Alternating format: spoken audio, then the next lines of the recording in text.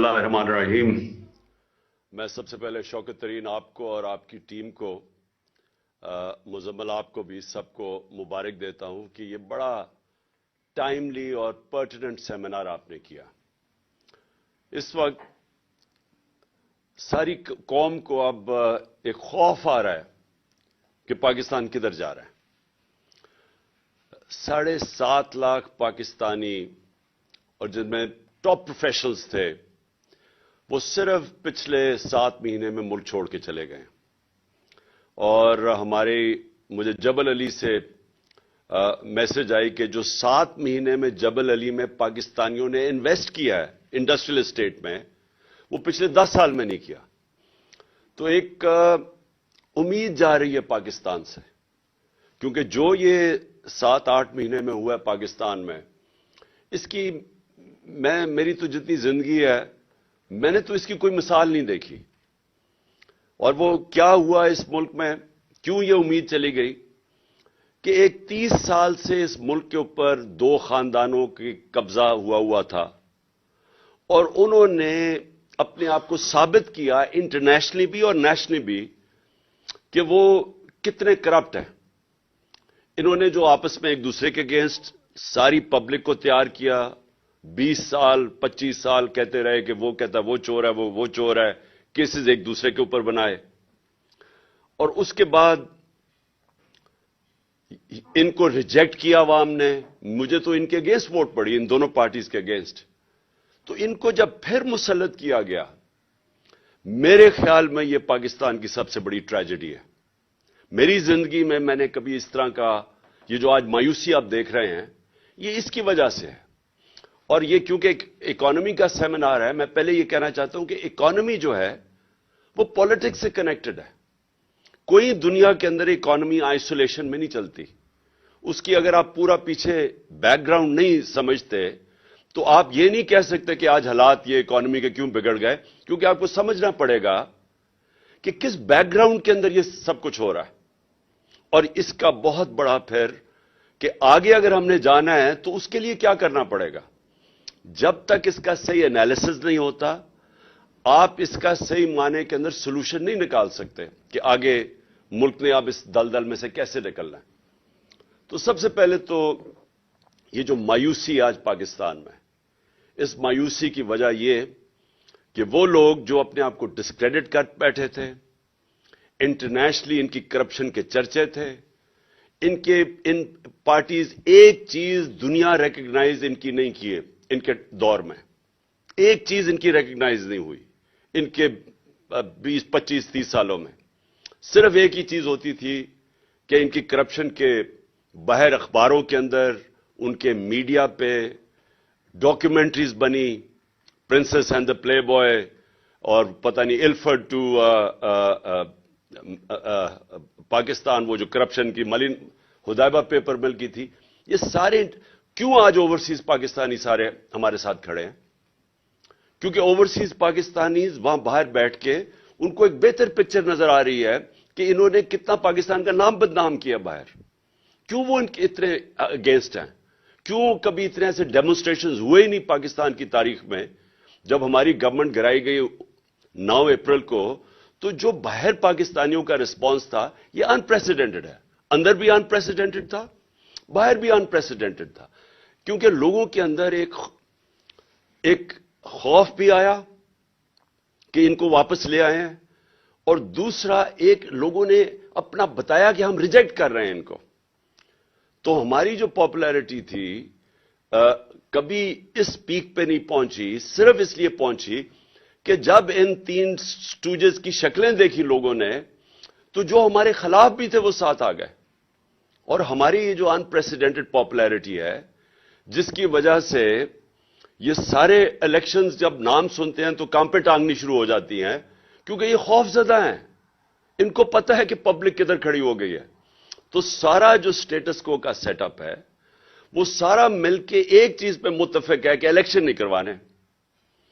और बदकिस्मती से उनके इलेक्शन ही एक सोल्यूशन है जो अगर हमने इसमें से निकलना है, यानी अगर पहला कदम अगर हमने इससे निकलना है, ये जो कॉगमायर के अंदर जो सारे स्पीकर्स ने बताया कि हम फंसते जा रहे हैं, और जो आगे 2 सिनारियोज बताए कि या आईएमएफ में और उसके अलावा तो कोई चारा ही नहीं, आईएमएफ पे जाना पड़ेगा, तो उनकी कंडीशनैलिटीज, उससे क्या इफेक्ट पड़ेगा इस मुल्क में गुर्बत में, और दूसरी चीज कि अगर नहीं जाते तो फिर उससे भी बुरा हालात है।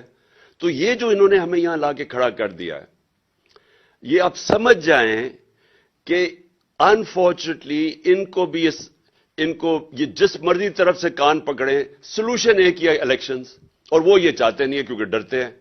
तो यहां फंसा हुआ है कैच 22 पाकिस्तान का।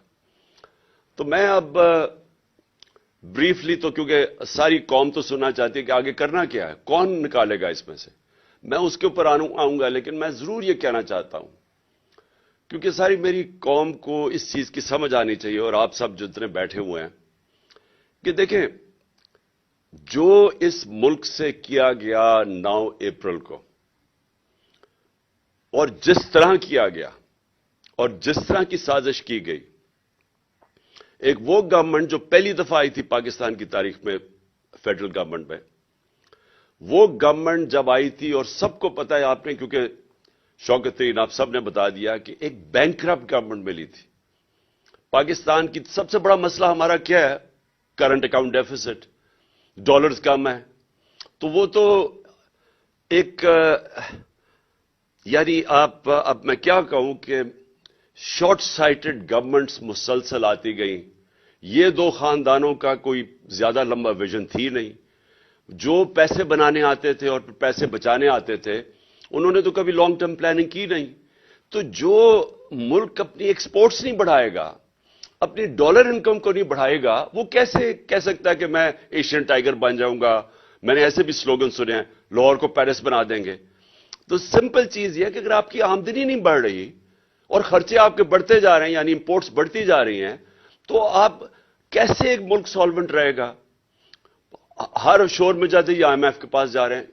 हमने खुद माजी में शोर मचाया आईएमएफ के पास, क्योंकि सॉवरेंटी का इशू आ जाता है। जब आप आईएमएफ के पास जाते हैं तो आप अपने फैसले नहीं कर सकते, और ये एक बड़ा जिल्लत का सामना करना पड़ता है मुल्क को, कि आप फैसले नहीं कर सकते। वो आपको हुक्म देते हैं, वहां उनके रिप्रेजेंटेटिव बैठ जाते हैं, वो कहते हैं आपने ये करना है, वो करना है, और वो आप डरते हैं कि वो करेंगे तो गुर्बत बढ़ेगी। तो वो जो लॉस ऑफ सॉवरेंटी है, सिर्फ इसलिए कि आपने आप मुल्क को मैनेज नहीं किया सही तरह, और वो अभी एक हुकूमत की नहीं, ये एक मुसलसल 30-40 साल हमने कभी सोचा ही नहीं कि हमने अपनी एक्सपोर्ट्स के ऊपर तवज्जो देनी है। और जब हमारी गवर्नमेंट आई, और हम तो पहली दफा आए थे, तो मैंने रियलाइज किया कि जो हमारा सारा गवर्नमेंट का स्ट्रक्चर बन चुका है, उसको यही नहीं समझ के पाकिस्तान की प्रायोरिटीज क्या है। यानी सारे गवर्नमेंट को तो यह समझना चाहिए ना कि जब तक हमारी एक्सपोर्ट्स नहीं बढ़ेगी, पाकिस्तान अपने पैर पे नहीं खड़ा हो सकता।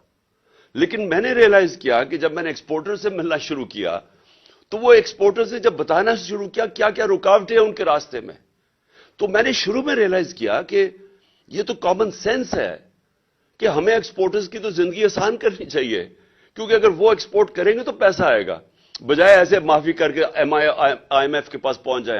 हम अपनी एक्सपोर्ट्स को तवज्जो दें, और दूसरा जो हमारी रिसोर्स है ओवरसीज पाकिस्तानीज, उनकी जो रेमिटेंसेस है उनको बैंकिंग चैनल्स के थ्रू चैनल करें, ताकि वो भी हमारे पास डॉलर की इनकम में इजाफा हो। तो मैंने दोनों जगह देखा, उनके लिए भी आसानियां नहीं कोई पैदा करने के लिए तैयार था जो रेमिटेंसेस थी, ना ही हम अपने एक्सपोर्टर्स के लिए कोई मदद कर रहे थे। और फिर जो फ्यूचर है टेक्नोलॉजी का, मैंने जब आईटी सेक्टर को देखा तो वहां भी वो सारा आईटी सेक्टर से जब बात की, हर जगह रुकावटें थी उनके रास्ते में। यानी उनको हम इनकरेज कर रहे थे, जो आईटी की फर्म्स थी, कि अपना पैसा बाहर रखें मुल्क से, अपने डॉलर्स बाहर रखें। हालांकि बड़ा आसान था उनके लिए इंसेंटिवाइज करना कि वो अपना डॉलर पाकिस्तान में लेके आए, लेकिन वो जो स्ट्रक्चर बना हुआ है एफबीआर का, जो हम शुरू में आए एफबीआर गवर्नमेंट का, वो इसके ओब्लिवियस था।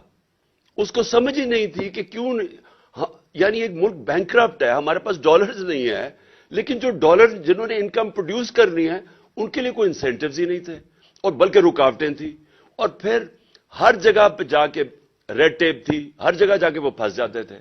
तो سب سے بڑی بات یہ کہ اس سے کبھی کسی نے پرائرٹائز کیا ہی نہیں. نون لیگ جو کہتے ہیں ہم بڑا زبردست پاکستان چھوڑ کے گئے ہیں, ایک تو پاکستان کی تاریخ کا آپ نے مینشن کیا, سب سے بڑا کرنٹ اکاؤنٹ ڈیفیسٹ چھوڑ کے گئے. جبکہ تیل کی قیمتیں آپ اٹھا کے دیکھیں ان کے دور میں, ان کو تو بونانزا مل گیا تھا. ہمارے دور میں تیل کی قیمتیں دیکھیں تو ان کو تو تیل بڑا کم قیمت پہ مل رہا تھا.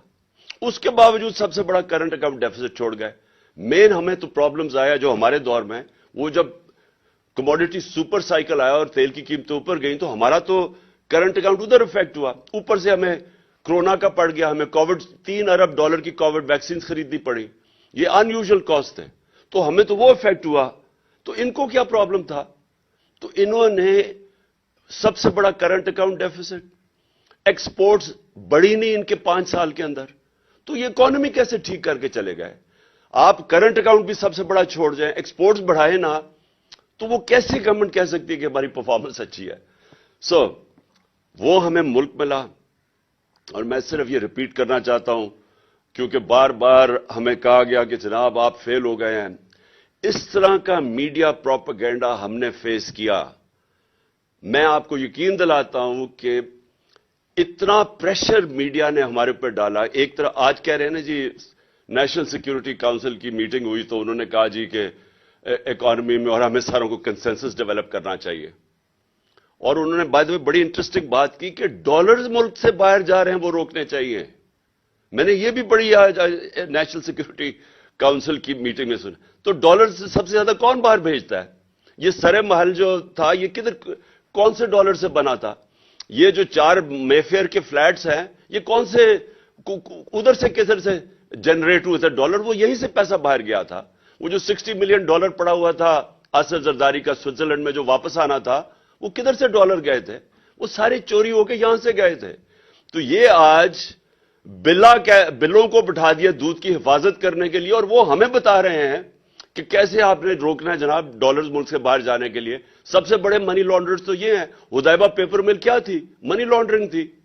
تو سارے جو منی لانڈررز ہیں وہ ہمیں درس دے رہے ہیں آج کے جی ڈالرز روکنا ہے ملک سے باہر جانے کے لیے. تو میں اپنی صرف پرفارمنس بتانا چاہتا ہوں کہ یہ جو آج باتیں ہمیں کر رہے ہیں کہ جناب ملک بڑا تباہ ہو گیا اور کوئی بارودی سرنگیں تھیں, تو میں صرف کیونکہ آپ نے یہ سنے بھی ہوں گے اسٹیٹسٹکلی, میں پھر ریپیٹ کرنا چاہتا ہوں کہ جو ہمیں پاکستان ملا تھا سب سے بڑا کرنٹ اکاؤنٹ ڈیفیسٹ, اکانومی ہمارے برے حالات میں تھی. پہلی دفعہ ہم گورنمنٹ میں آئے. میں یہ بھی کہہ دوں کہ ہمارا پہلی دفعہ جب ہم گورنمنٹ میں آئے, ہمارا امریکہ کی طرح کوئی سسٹم ایسا نہیں تھا کہ 2 مہینے, اب جب بائیڈن ایڈمنسٹریشن جب آئی تو 2.25 مہینے ان کو ہر ڈپارٹمنٹ نے بریفنگ دی کہ ہمارے حالات کیا ہیں. ایک ڈپارٹمنٹ کی بریفنگ ملی ان کو. ان کی پوری تیاری کر کے لے کے آئے. ہمارا یہاں سسٹم ہی کوئی نہیں تھا. ہمیں تو 3 دن پہلے پتا چلا کہ جناب اب ہماری میجورٹی پوری ہوگی اور گورنمنٹ بن رہی ہے. اس کے بعد جب گورنمنٹ میں آئے تو پہلی دفعہ پریزنٹیشن مجھے ملی کہ گورنمنٹ کی صورتحال کیا تھی. تو ایک نئی پارٹی بھی آئی پہلی دفعہ گورنمنٹ میں, پہلی دفعہ ہم نے یہ پتا چلا کہ حالات کیا ہیں. تو میں صرف یہ کہنا چاہتا ہوں کہ اس کے باوجود, اور مجھے بڑا فخر ہے کہ میڈیا پروپیگنڈا ایسا تھا ہمارے خلاف کہ جی تباہ ہو گیا ملک اور یہ ہو گیا وہ ہو گیا.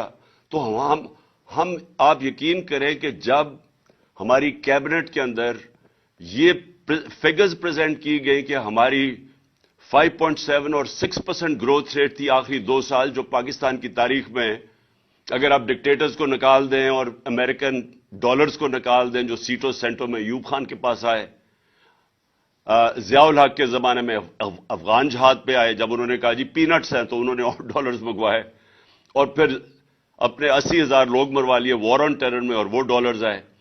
اس کو آپ نکال دیں تو یہ پاکستان کی تاریخ کی سب سے بہترین پرفارمنس ہے.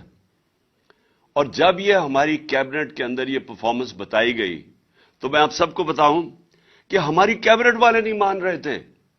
اتنا بڑا پروپیگنڈا چل رہا تھا, ہم پہلے جی کنونس ہوئے تھے کہ جی ہم ملک تباہ ہو گیا, ہم اتنے برے ہیں. تو جب یہ فگرز اناؤنس ہوئی ہماری کیبنٹ میں اور پھر ہماری کیبنٹ نہیں مان رہی تھی, باقاعدہ پھر بریک ڈاؤن دی کہ اس سیکٹر میں اتنی، ایگریکلچر میں یہ گروتھ، سروس سیکٹر، تو وہ میں آپ کے سامنے رکھتا ہوں کیونکہ میں اس لیے سمجھتا ہوں کہ یہ ہماری بہت بڑی اچیومنٹ تھی، اور یہ اچیومنٹ اس لیے تھی کہ آئی ریپیٹ اگین کہ ہماری تو پہلی دفعہ گورنمنٹ پاور میں آئی تھی۔ اب یہ ذرا دیکھ لیں، میں نے آپ کو بتا دیا کہ 2021 میں 5.7% گروتھ ریٹ، 7.4، 21-22 کے اندر 6% گروتھ ریٹ، ایگریکلچر 17 سالوں کے بعد 4.4% گروتھ ریٹ، 4 بمپر کراپس 2 سال میں، سروس سیکٹر کی گروتھ 6.2%، یہ بھی 17 سال میں ہائیسٹ گروتھ ریٹ تھی۔ ایکسپورٹس ہماری ہائیسٹ تھیں، جو پہلی دفعہ انسینٹیوائز کیا ایکسپورٹرز کو، اور اس کا نتیجہ آیا $32 بلین ایکسپورٹس، ہائیسٹ پاکستان کی تاریخ کا۔ ان کو انسینٹیوائز کیا آپ نے اوورسیز پاکستانیز کو بینکنگ چینل سے بھیجنے کے لیے، $31 ارب ریمیٹنسز، یہ بھی ریکارڈ تھا۔ ہماری ٹیکس کلیکشن پاکستان کی تاریخ کی سب سے زیادہ تھی، 6.1%۔ اور میں یہ ریپیٹ کر دوں کہ جو ہم نے، اور بڑا مشکل تھا ہمیں جو چینجز لائیں تاکہ ہماری ٹیکس کلیکشن بڑھے، آٹومیشن کے اوپر جانے کے لیے بڑی ریزسٹنس تھی، لیکن ہم یہ سارے بیریئرز کراس کر گئے تھے۔ پتہ نہیں آپ کو شوکت علی نے بتایا یا نہیں، ہم نے 34 ملین نئے ٹیکس پیئرز ڈسکور کیے تھے، یا میرے خیال میں 40 ملین، شوکت کلیئر کر دے گا بعد میں۔ تو یہ ہم نے نئے ٹیکس پیئر کیسے ڈسکور کیے تھے؟ نادرا کے ساتھ بیٹھ کے ہم نے پھر اپنے وہ انالیسز کیا، سافٹ ویئر استعمال کیا، آرٹیفیشل انٹیلیجنس کے، ہم کیسے ان کا رہن سہن کیا تھا، وہ کوئی ٹیکس نہیں دے رہے تھے، تو یہ 34 ملین نئے ٹیکس پیئر ڈسکور کیے تھے، یا 40 ملین، میں فگر بھول گیا ہوں، یہاں نہیں لکھا ہوا۔ تو ہم، اور پھر ٹریک اینڈ ٹریس سسٹم، یہ جو بڑی بڑی سیمنٹ اور یہ شوگر انڈسٹری، یہ جو سیلز ٹیکس ایویڈ کرتے ہیں، اس کے لیے ٹریک اینڈ ٹریس سسٹم لے آئے تھے تاکہ اس میں سے امپاسبل ہو کسی قسم کی ٹیکس ایویژن۔ تو ہمارا خیال تھا کہ یہ ہم نے 8 ٹریلین تک لے کے جانی تھی، 8,000 ارب تک اپنی ٹیکس کلیکشن لے کے جانی تھی جب انہوں نے گورنمنٹ کرائی۔ اور پھر جو سب سے ریلیونٹ چیز ہے، 55 لاکھ 3 سال میں نئی نوکریاں ہم نے پروڈیوس کی، اور جو ہمارا آئیڈیا تھا کہ اس سے ہم نے بہت تیزی سے اور آگے جانا تھا۔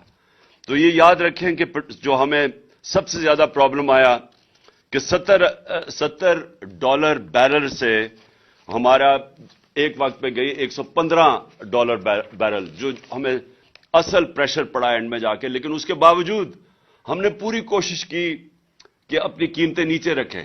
آپ صرف وہی نہیں گئی، کموڈیٹی سپر سائیکل میں جو ایڈیبل آئل تھا، گھی تھا، وہ $780 ٹن سے $1,500 ٹن پہ گیا، $780 ٹن سے 1,500، یعنی دگنا ہو گیا تقریباً۔ کوئلہ جو تھا 80 ٹن سے 280 ٹن پہ چلا گیا ہمارا جو، اور اس کے باوجود جو ہماری کنزیومر پرائس انڈیکس تھا وہ 12.2 پہ رکھا ہم نے، اور جو سینسٹیو پرائس انڈیکس تھا وہ 14% پہ ہم نے رکھا مارچ 22 تک۔ اور اس کے علاوہ ہمیں یہ جو، میں نے پھر سے ویکسینز کی میں نے بات کر دی۔ اچھا اب آ جائے، اب میرا یہ کوشچن یہ ہے کہ جو یہ ساری سازش کر کے ان کو لے کے آئے، یہ آپ نے سنی لیا ہوں گی فگرز، کیونکہ میرے سے بہت بہتر اکانومی سمجھنے والے سپیکرز ہیں۔ میرا تو سارا تجربہ ہوا یہ جو 3.5 سال میں گورنمنٹ میں بیٹھا، پہلی دفعہ، کیونکہ اتنے بڑے کرائسس تھے اکانومی کے اوپر کہ میرا ایک فاسٹ ٹریک لرننگ ہوئی اکانومی کے اوپر، اور میں بیسکلی ایک چیز سمجھ گیا کہ ہمارا جو ساری گورنمنٹ ہے، جو میں نے شروع میں آپ کو کہا، اس کا ڈائریکشن ہی غلط ہے۔ یعنی ہونا یہ چاہیے کہ اگر آپ کو پتہ ہے کہ آپ کا جیسی اکانومی بڑھے گی تو آپ نے باٹل نیک آ جائے گا کرنٹ اکاؤنٹ کا، تو ساری ملک کو کوشش کرنی چاہیے کہ ہم وہ ڈالر کی انکم بڑھائیں تاکہ وہ ہمارا باٹل نیک نہ آئے۔ میں نے اس کے لیے 2 پروجیکٹ شروع کیے، ایک تھا ہمارا بنڈل آئلینڈ کا کراچی، اور ایک تھا یہ راوی سٹی لاہور۔ راوی سٹی لاہور کا مقصد ایک تو یہ تھا کہ ہم لاہور کو بچائیں، راوی بالکل ختم ہو گیا، ایک سیوریج ڈمپ بن گیا، تو ہم نے راوی کو بھی اس کو پہلے تو براج بنا کے واٹر ٹیبل اوپر کرنی تھی لاہور کی، اور اس کے ارد گرد ہم نے ہائی رائزز بنانی تھی. ہائی رائزز اس لیے بنانی تھی کہ ہمارا سارا جو ایگریکلچر زمین ہے وہ ختم ہوتی جا رہی ہے. تو وہ ہم ریئلائز ہی نہیں کر رہے کہ اگر ہم نے یہ ہاؤسنگ سوسائٹیز کے مافیا کے اندر پھنس گئے تو یہ تو پھیلتے جائیں گے، اور ساری ہمیں تو فوڈ سیکورٹی کے سویر پرابلمز آنے لگے ہیں. تو راوی سٹی کا مطلب یہ تھا، ایک تو کہ راوی کو بچائیں، جب لیک بنائیں گے تو واٹر ٹیبل اوپر چلی جائے گی، لاہور کی واٹر ٹیبل بالکل گر گئی ہے. اور پھر راوی کو جب اس کے ساری ہم وہ واٹر فلٹریشن نہیں، وہ جو ہم پلانٹس لگائیں جو کہ پانی کو صاف کریں، اور وہ صاف کر کے پانی پھینکے راوی کے اندر، تاکہ صاف پانی اس وقت سیوریج جا رہی ہے. تو وہ اور اس کا جو کوشش ہماری یہ تھی کہ اوورسیز پاکستانیز کی انویسٹمنٹ لے کے آئیں، کیونکہ وہ سب سے سیف انویسٹمنٹ ان کے لیے پراپرٹی ہے. اور اس کے علاوہ ہمارے پاس چائنیز کی $2.5 بلین کی انویسٹمنٹ تیار تھی. تو یہ دونوں، ایک کراچی کا جو پروجیکٹ تھا وہ سکٹل کیا گیا، وہاں دبئی سے انویسٹرز آ رہے تھے کراچی میں، وہ بھی پھر ایک نئی ماڈرن سٹی بن رہی تھی جو ہمارا پلان تھا، اس کو سکٹل کیا گیا. NOC سندھ گورنمنٹ نے دے کے واپس لے لیا.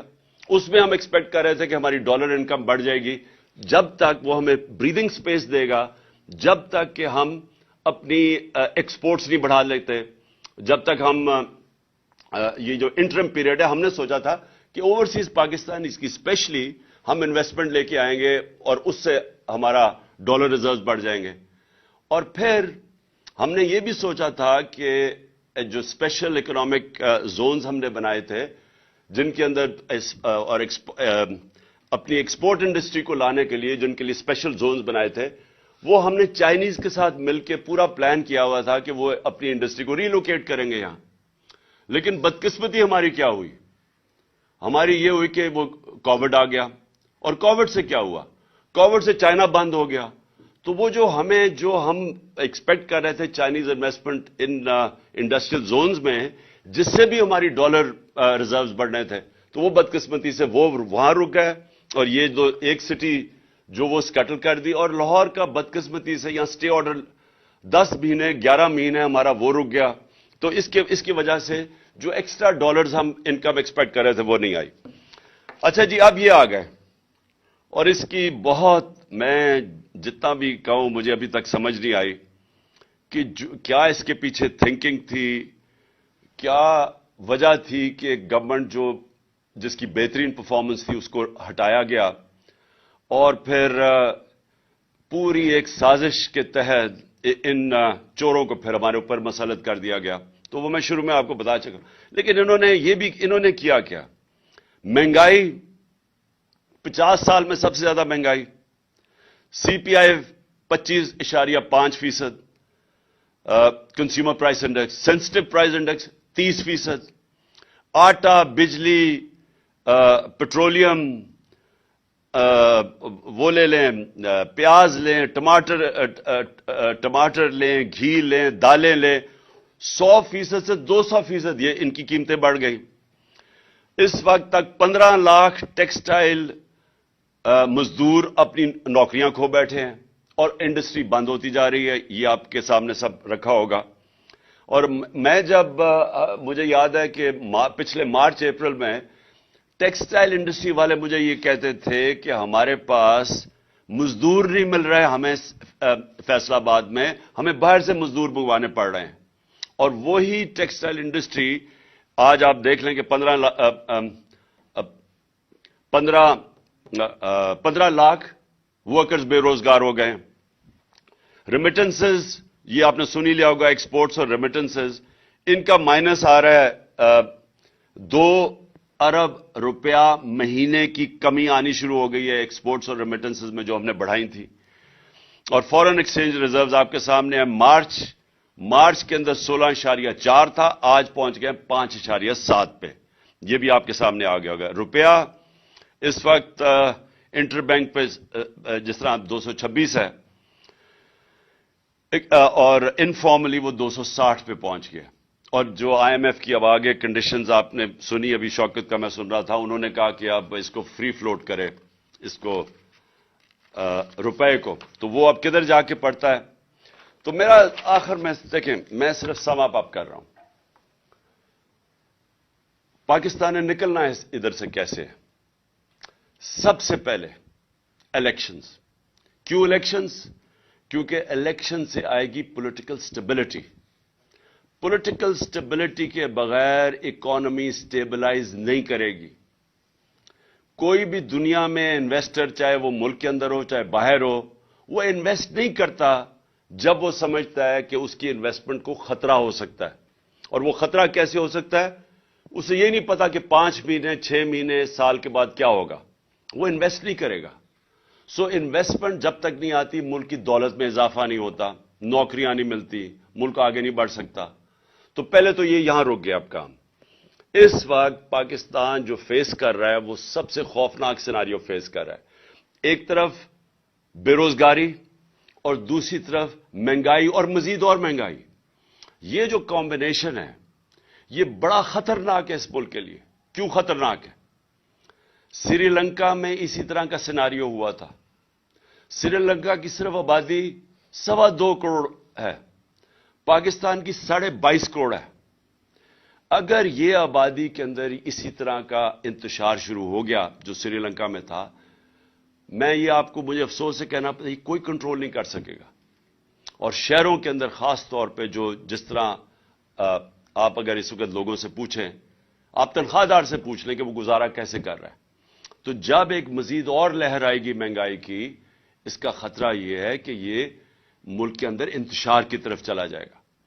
لہذا جس طرح مرضی، میں نے کہا کان جدھر مرضی سے پکڑیں، راستہ سب سے پہلا سٹیپ ہے وہ ہے صاف اور شفاف الیکشن، جس کی وجہ سے پولیٹیکل سٹیبلٹی آئے.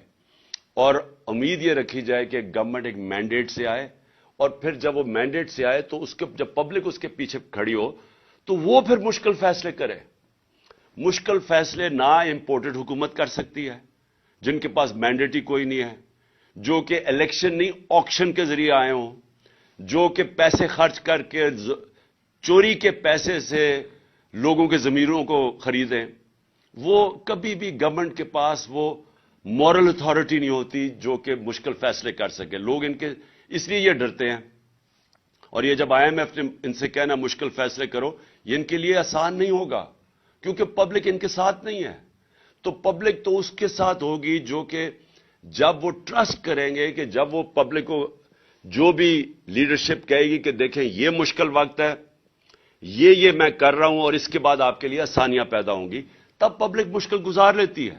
لیکن ان کے ہوتے ہوئے تو ان کے پاس اب کوئی اعتماد ہی نہیں ہے ان کے اوپر، کیونکہ یہ مزید گرتا ہی گیا ہے. اور انہوں نے جو وعدے کیے ہیں، مجھے یاد ہے شہباز شریف کی جو سپیچ آنے سے پہلے کہ 6 مہینے میں ملک کو ٹھیک کر دوں گا.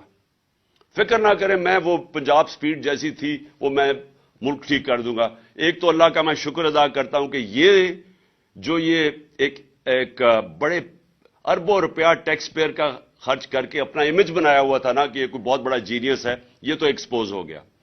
دوسری چیز، وہ اسحاق ڈار، وہ بڑا اس کے سارے کیسز معاف کیے، سارے کرپشن کے کیسز اس کے دھوئے، اس کو ڈرائی کلین کیا، پھر NRO 2 دے کے یہاں بلایا، تو وہ بھی ساری دنیا کو پتا چل گیا کہ وہ کتنے پانی میں ہے.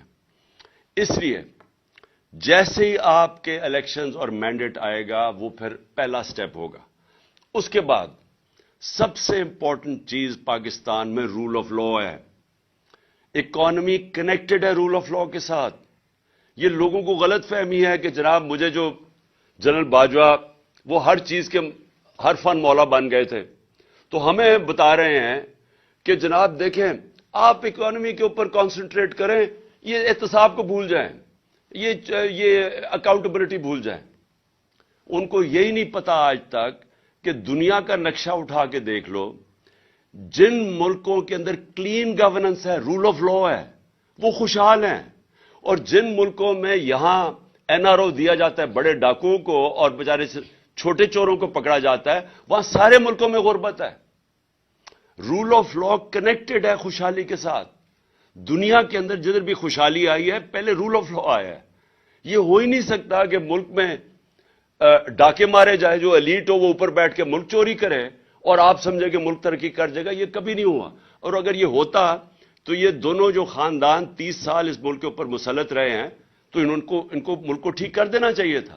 ان کے دور میں ہی تو سارے قرضے چڑھے ہیں. تو یہ کسی کا اگر خیال ہے اور یہ سیلف سٹائل, کیونکہ بدقسمتی یہ ہے کہ جب آپ کے پاس اتنی پاور آ جائے جو ایک جنرل باجوہ کے پاس تھی, تو وہ سمجھتے ہیں وہ ہر فن مولا, وہ ہر چیز کے ایکسپرٹ بن جاتے ہیں. تو ہمیں لیکچر دیے جا رہے تھے کہ نہیں جی ان کو این آر او دے دو اور آپ صرف اکانومی پہ کانسنٹریٹ کرو. میں یاد ان کو کروایا کہ چائنا نے 450 وزیروں کو جیلوں میں ڈالا ہے, جو دنیا میں سب سے تیزی سے بڑھ رہی ہے اکانومی. اس کو کیا ضرورت پڑی تھی کہ 450 وزیروں کو پچھلے 7-8 سال میں جیلوں میں ڈالو. اس لیے رول آف لا کنیکٹڈ ہے, اور میں آپ کو یقین دلاتا ہوں کہ ہماری جو سب سے بڑی ریسورس ہے اوورسیز پاکستانی ہے.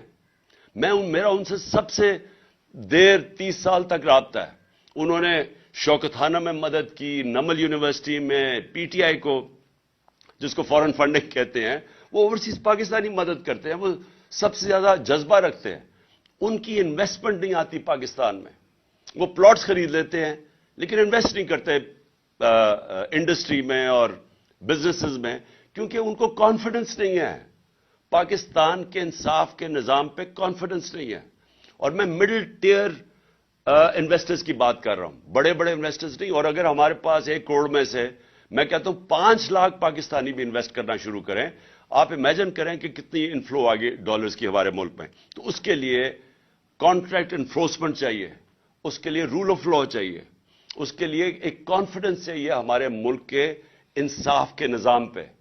تو یہ کنیکٹڈ ہے خوشحالی سے. آپ نے میرے سے بار بار سوال پوچھتے جی آپ کے پاس کیا اس کا حل ہے, یہ جو آپ دلدل میں ملک پھنسا دیا. تو حل یہ ہے کہ پاکستان کو ایسے چلانا پڑے گا جو آج تک ہم نے نہیں چلایا. ہمیں وہ سٹیپس اٹھانے پڑیں گے. ہم نے کبھی رول آف لا اسٹیبلش نہیں کیا. مارشل لا آتا ہے تو وہ قانون توڑ کے آتا ہے. اور یہ جو 2 خاندان ہیں ان کی مجبوری ہے اداروں کو کمزور کرنا, کیونکہ چوری نہیں کر سکتے. اگر آپ کے ادارے مضبوط ہو یہ چوری کیسے کریں گے؟ جو اسرائیل کا پرائم منسٹر تھا اس کو پولیس نے آ کے اس کے اگینسٹ کرپشن کیس کر کے اس کو چارج کر دیا, کیونکہ وہ ان کے ادارے مضبوط ہیں. اور یہ نہیں کہ یہ جو یورپ کے اور یہ امریکہ کے لوگ ہمارے سے زیادہ ایماندار ہیں. وہاں کے ادارے ایسے ہیں کہ کوئی چوری نہیں کر سکتا. وہ اداروں کا خوف ہے ان کو. یہاں آتے ساتھ ہی سب سے پہلے تو ادارے ختم کیے. ہم نے اداروں کے اندر میرٹ لے کے آئے. انہوں نے آتے ساتھ ہی پہلے ایف آئی اے ختم کی, کیونکہ شہباز شریف کے کیسز تھے اربوں روپے کے, اس کو ختم کیا. اس کے اوپر آدمی, اور اس کا اب صرف کام ہے پولیٹیکل وکٹمائزیشن. پھر انہوں نے نیب ختم کی, اس کے ٹی ٹی کے کیس تھے اور ان سارے چوروں کے کیسز تھے. ساروں نے اپنے کیسز امینڈمنٹ نیب کر کے ختم کیے. اور انہوں نے وائٹ کالر کرائم پکڑنا ناممکن ہو گیا آج پاکستان میں. جو نیب امینڈمنٹس کیے ہیں آپ پکڑ ہی نہیں سکتے وائٹ کالر کرمنل. اور پبلک آفس ہولڈر, میں یہاں سے پیسہ چوری کر کے اپنے خاندان کے نام پہ رکھ دوں ایز پرائم منسٹر, مجھے کوئی نہیں پکڑ سکتا. اب میں پوچھ ہی نہیں سکتا کہ جی آپ کے بچے کس طرح اربوں پتی بن گئے ہیں, کیونکہ انہوں نے امینڈمنٹ پاس کر دی ہے. اوپر سے میں یہاں سے پیسہ چوری کر کے باہر بھیجوں اور پتہ بھی چل جائے کہ میں نے باہر ایک, جس طرح اسحاق ڈار کے پورے دبئی کے اندر وہ ٹاورز ہیں $100 ملین کے, پتہ ہی نہیں چل سکتا. میں اگر کہوں کہ جی وہ دبئی سے انفارمیشن آ رہی ہے $100 ملین کے ٹاور ہیں, انہوں نے کہا جی باہر سے جو ایویڈنس آئے گی وہ ان ایڈمیسیبل ہے. سو یعنی کہ آپ نے لائسنس دے دیا بڑے چوروں کو. تو میں پھر سے کہتا ہوں rule of law second step ہے, elections first, rule of law second step. تیسرا, یہ جو شوکت نے بات کی ریسٹرکچرنگ کرنی پڑے گی. یہ جو بڑے بڑے ہمارے گورنمنٹ کارپوریشنز ہیں ان کو ریسٹرکچر کرنا پڑے گا, کیونکہ یہ اتنا زیادہ پیسہ اس وقت کھا رہے ہیں. پھر ہماری جو گورننس سسٹم ہے اس کو بالکل اس میں چینجز لانے پڑیں گے, کیونکہ یہ بھی ایک, جب تک ہم اپنا گورننس سسٹم کو میریٹوکریسی نہ لے کے آئیں اور ساروں کو ڈائریکٹ کریں کہ نیشنل انٹرسٹ اس وقت کیا ہے, اور وہ ہے کہ ایکسپورٹس بڑھائیں اور اپنی آمدنی بڑھائیں, فیسیلیٹیٹ کریں, انویسٹرز کو کریں, یہ جو ایز آف ڈوئنگ بزنس کریں, جو ہم نے بڑی کوشش کی تھی. اسمال اور میڈیم انڈسٹری وہ بیک بون ہے, اس کے لیے اتنی مشکلات پیدا کی ہوئی ہیں کہ وہ بیچارے وہ اٹھ ہی نہیں سکتے. ان کے لیے ہم نے ساری یہ جو گلوٹین کیے تھے, ہمیں جو ریگولیشنز ختم کیے تھے, ان کے لیے آسانیاں وہ کرتے جا رہے تھے. جب تک ہم اسمال اور میڈیم انڈسٹری کو نہیں اٹھاتے اور وہ بیک بون ہے امپلائمنٹ کے لیے بھی، اور پھر ساری دنیا کے اندر ادھر سے ویلتھ کریشن جو کرنی ہے وہاں سے، تو اس کے لیے آسانیاں پیدا کرنے کے لیے یہ وہ سٹیپس ہیں. اور پھر میں پاکستان کا ٹورزم پوٹینشل ہے وہ ہم بدقسمتی سے وہ پھر کووڈ آ گیا تو ساری دنیا میں ٹورزم کولیپس کر گئی. ٹورزم پاکستان کا اتنا بڑا پوٹینشل ہے. اور میں نے یہاں آسٹریا سے وہ آیا ایکسپرٹ ہے ریزورٹس کا، آسٹریا میں سکینگ کے وہ ایکسپرٹس ہیں، اس نے مجھے کہا کہ پاکستان دنیا کا سکینگ کیپٹل بن سکتا ہے، کیونکہ ہمارے پہاڑ بڑے اونچے ہیں تو وہاں برف بڑی دیر تک رہتی ہے. تو اس نے مجھے اور پورا پلان بنا رہے تھے کیسے سکینگ ریزورٹس. تو یہاں پاکستان میں ہمارے پاس ٹورزم کے اندر اتنا ان ٹیپ پوٹینشل ہے. سارا ہمارا جو سمندر ہے اس کے ساتھ ساتھ زبردست پوٹینشل بنا ہوا ہے. سو ٹورزم کے اوپر کیونکہ وہاں سے ڈالرز آئیں گے باہر سے، اور میں بات کر رہا ہوں کہ مڈل ایسٹ سے. جو مڈل ایسٹ ہے وہ لوگ مسلمان ملکوں میں جانا چاہیں گے ٹورزم کے لیے. اس وقت وہ جاتے ہیں آذربائیجان، لیکن جو پاکستان ہے اس میں بہت مڈل ایسٹ کے لیے بڑی اٹریکٹو پہاڑ ایسے ہیں جو بڑا انٹرسٹ تو ہم کر سکتے ہیں. تو ٹورزم کے اوپر اسپیشل زون بنانے پڑیں گے، ٹورزم زونز، اور یہاں سے ہم بہت زیادہ ڈالر انکم اپنی بڑھا سکتے ہیں. لیکن پھر اور یہ جو ہمارے اسپیشل اکنامک زونز ہیں جس کے اندر ہم انڈسٹری کی ری لوکیشن کروا سکتے ہیں چائنا سے. سو یہ فیوچر کے میں آپ کو پلانز بنا رہا ہوں. لیکن اس سب سے آخر میں دو چیزیں، الیکشنز اور رول آف لا. یہ دو چیزوں کے بغیر جدھر آج اللہ نے پاکستان کو کھڑا کر دیا ہے، اس کے بغیر پاکستان کو کوئی نہیں اس مشکل وقت سے نکال سکتا. یہ جو ان کی اب کوشش ہے، انکم ہماری گرتی جا رہی ہے، بے روزگاری بڑھتی جا رہی ہے، ویلتھ کریشن ہو نہیں رہی، قرضے بڑھتے جا رہے ہیں، جو سارا پاور سیکٹر کے کانٹریکٹس انہوں نے سائن کیے ہوئے ہیں وہ کیپیسٹی پیمنٹس دینی پڑ رہی ہیں. پیسہ ہے نہیں بجلی استعمال کرنے کے لیے، پیسہ ہے نہیں کہ ہم باہر سے جو امپورٹڈ فیول کے اوپر یہ پاور اسٹیشن چلانا ہے وہ ہم چلا نہیں سکتے. تو ایک طرف لوڈ شیڈنگ ہو رہی ہے، دوسری طرف کیپیسٹی پیمنٹس دے رہے ہیں کیونکہ ہمارے پاس پیسہ ہی نہیں ہے امپورٹڈ فیول کے لیے. سو پاکستان جدھر آج انہوں نے پھنسایا ہوا ہے اس کے لیے بڑے چینجز کرنے پڑیں گے. جس طرح ہم نے اپنی گورنمنٹ چلانی ہے، لیکن وہ شروع ہوگا فری اینڈ فیئر الیکشن سے. اور پاکستان میں رول آف لا اسٹیبلش کرنا اب ناگزیر ہو چکا ہے. اس کے بغیر ہم اس ملک کو اب ایک آزاد، خود مختار، ساورن، ایک غیرت مند قوم ہم اب نہیں رہ سکتے. ہمیں اگر یہی طریقہ ہے کہ جی بھاگ کے جا کے پیسے مانگو کسی سے، کبھی کسی سے پیسے مانگ رہے ہیں، اپنی عزت کھو رہے ہیں، اس طرح پاکستان سروائیو نہیں کر سکتا. شکریہ.